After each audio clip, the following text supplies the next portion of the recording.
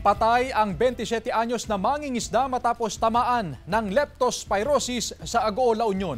Nakatutok si Jasmine Gabriel Galban. Pananakit ng katawan, hirap sa pag-ihi, mataas na lagnat at pananakit ng likod.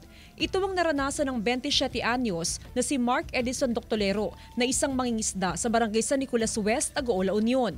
2 araw siyang na-confine sa ospital bago bawian ng buhay. Sa death certificate, lumalabas na leptospirosis ang ikinamatay ng biktima. Kwento ng kaanak, may sugat sa paa si Edison.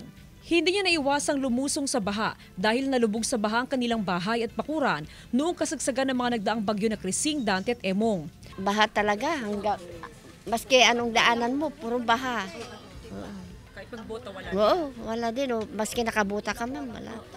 Kasi malalim ang tubig. Sa Ilocos Norte, 4 na ang nasawi sa leptospirosis base sa datos ng Provincial Health Office. Pawang mga magsasaka mga biktima na tubong San Nicolas, Vintar at Nueva Era. Sa datos ng PHO, 33 na italang kaso sa probinsya simula January 1 hanggang unang linggo ng Agosto. Usually, medyo late na silang nagpapagamot. So, medyo malala na yung sitwasyon. Sa monitoring ng Center for Health Development o CHD Region 1, umakyat na sa kabuang 164 ang leptospirosis cases sa Region 1 simula January 1 hanggang August 2, 2025. Mas mataas ito ng halos 135% kumpara sa 70 cases sa parehong panahon noong 2024.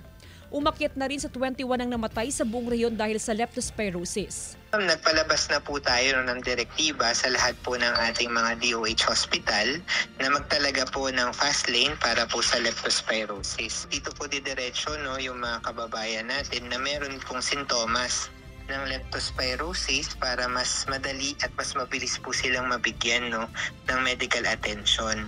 Kasama si Jing Dakanay, Jasmine Gabriel Galban, One North Central Luzon.